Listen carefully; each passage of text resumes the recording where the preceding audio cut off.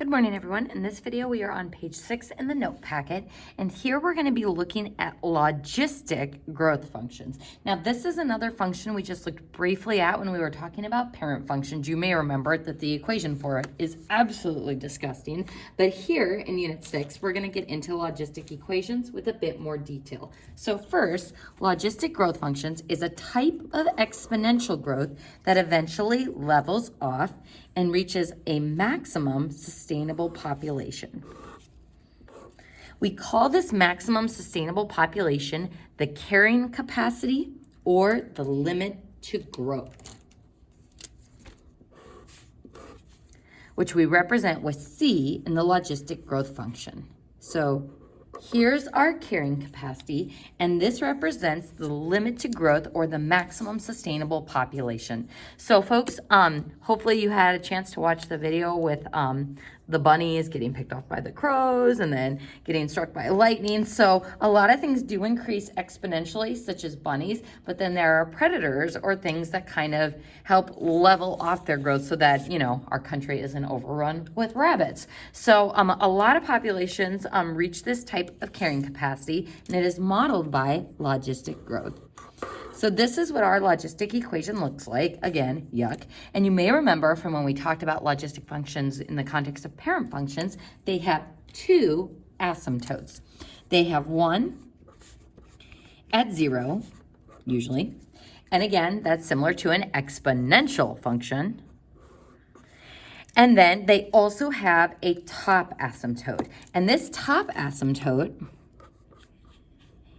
is going to be equal to y equals the carrying capacity. So that's where we are going to level off and approach that maximum sustainable population.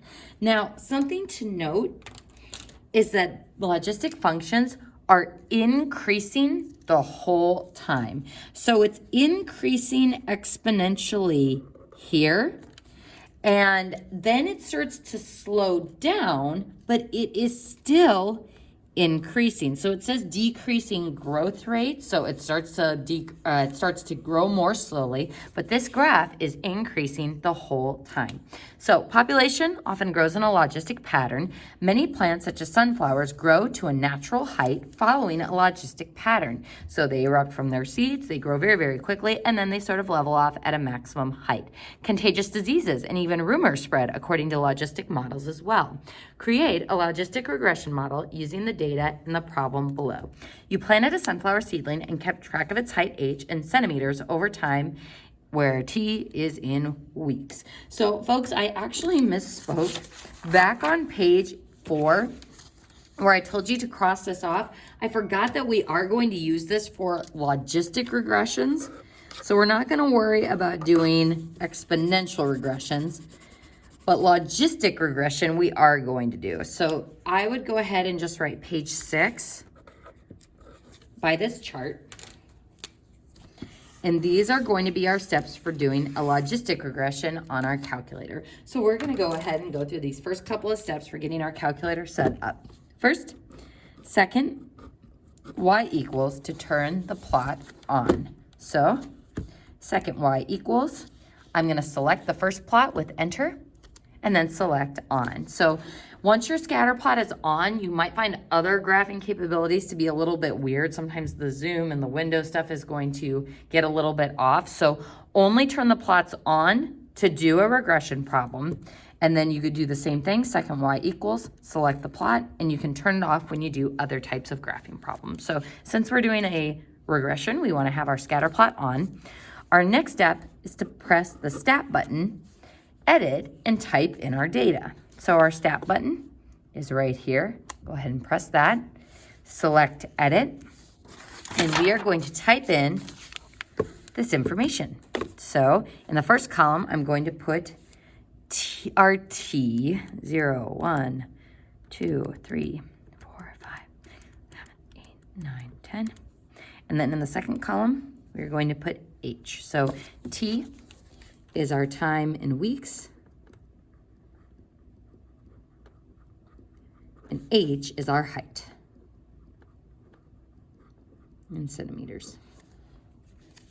So 18, 33, 56, 90, 130, 70, 203, 225, 239, and 247, 251.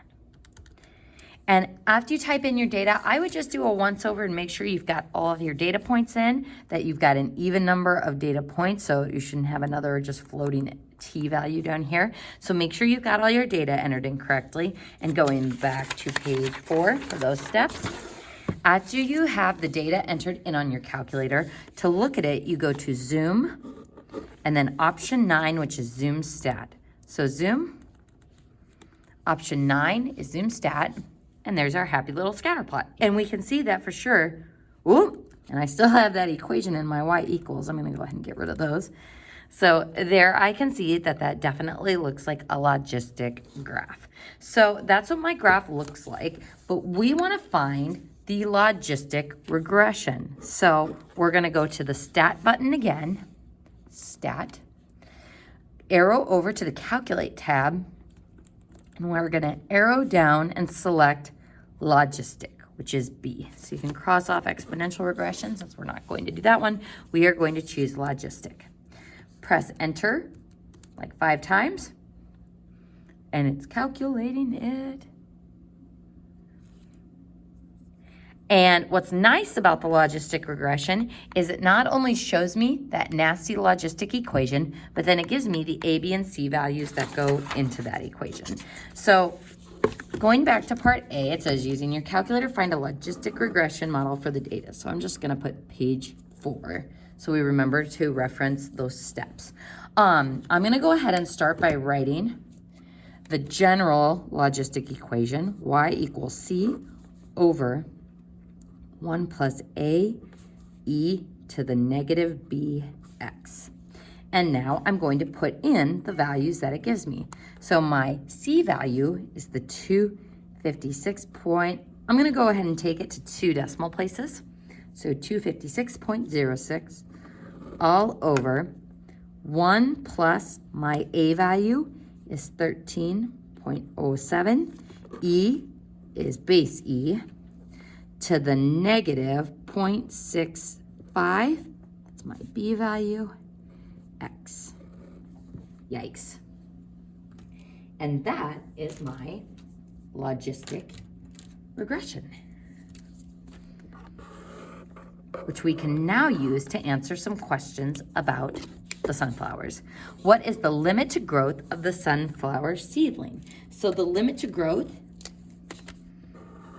or the carrying capacity,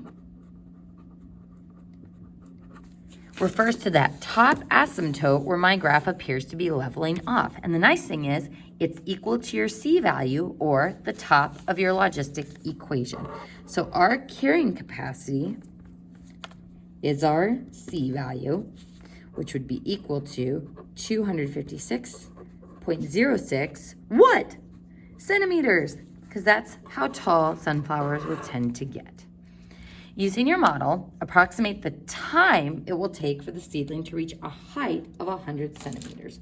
So we're looking for the time, which is going to be X, for the seedling to reach a height of 100 centimeters. That's going to be our Y. So 100 in for the Y equals 256.06 all over that nasty denominator, 1 plus 13.07 e to the negative 0.65 x. So we are looking for x. We plugged in 100 centimeters for y. Now, similar to on the previous page, this would be pretty nasty to solve algebraically. We would first multiply through by the denominator to get all of that stuff to be at ground level, but the problem is, even once we do that, the variable x is still going to be trapped up in the exponent. So because of this, we are going to need to solve it similar to how we solved on page 5 by setting up 2 separate equations on our calculator. Here's the y, constant y value. We want to see where our logistic function will hit. And then this is our other y equals. Now, folks, when we go to type this in on our calculator, and I think I'll go ahead and do this on the above problem, do make sure that you enclose the bottom in parentheses. It's a nasty binomial expression, so when we type this in, we're going to need parentheses around that denominator. So let's go ahead and type in those two equations and see where they will intersect. And this is also kind of nice because we'll be able to see how well that logistic equation describes the data. To get E, it is the second function of the natural log button. So second ln, second natural log, negative 0.65x. Close off that parenthesis, and there's that constant y value, and there's our logistic regression, which we can see pretty much hits our data right on the money for describing it. So we want to find out where this red line, the logistic function, is going to hit that height of 100. So second trace, intersect, enter, enter, enter. And we get 3.2696141. And let's go ahead and round that to like 3.3 weeks. And again, my math lab will specify when to round, as will I on the homework problem. So 3.3 weeks.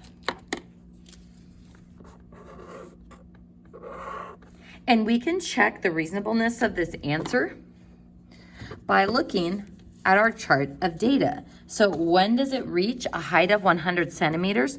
Well, it's 90 after 3 weeks, and it's 130 at 4 weeks. So does it make sense that it would be 100 centimeters around 3.3 weeks? Seems reasonable. It seems to match our model. So folks, I'm going to go ahead and draw a line because that concludes our sunflower problem. So let's go ahead and just practice using another logistic equation. Watauga High School, I don't know if I said that right, has 1,200 students. Bob, Carol, Ted, and Alice start a rumor, which spreads logistically so that S of t, the students, after a certain amount of time, is equal to that logistic model. This model is the number of students who have heard the rumor by the end of day t. So problem A says, how many students have heard the rumor by the end of day 0? So day 0 means t is equal to 0. So we're going to plug 0 in for t. And I'm going to go ahead and use my calculator for this, being very careful that I'm putting parentheses around that denominator. So 1,200 divided by parentheses 1 plus 39 second natural log to get base E, negative 0.9 times 0. 0 is what we're putting in for t. And we get 30. So how many students have heard the rumor by the end of day 0? 30 students.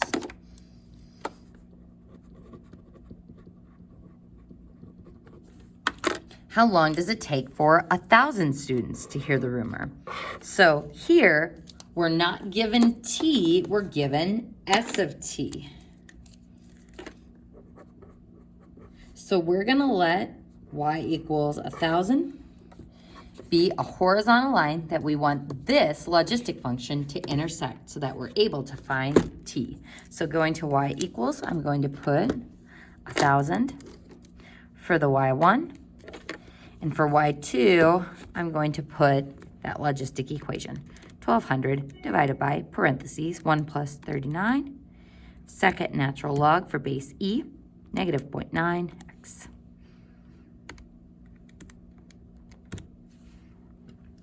Now when I hit graph, my scatter plot of the other data is still there. So folks, let's go ahead and practice turning the scatter plot off. The other problem is we're not even seeing that horizontal line that should be intersecting that logistic function. So first, let's turn that scatter plot off.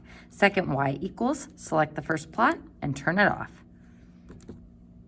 So now when I hit graph, I'll only see the logistic function. Now, currently, we can't see that horizontal line. So maybe we're not tall enough to see it. That horizontal line is going to be at 1,000, so I need to be at least a y max of 1,000 so I can see that line. So I'm going to go to the window. Currently, my y max is 290. I'm going to set it to 1,200 so that I am above the line. There's my horizontal line. There's my logistic function. So to find the intersection point, second trace, intersect, enter, enter, enter. And we get about 5.8 or about 6 days.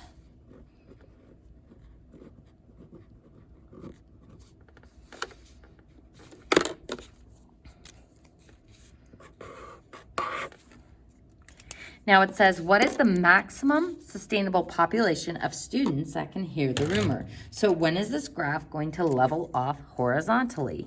At the carrying capacity, which is always the top value in the equation. So C is equal to 1,200 students.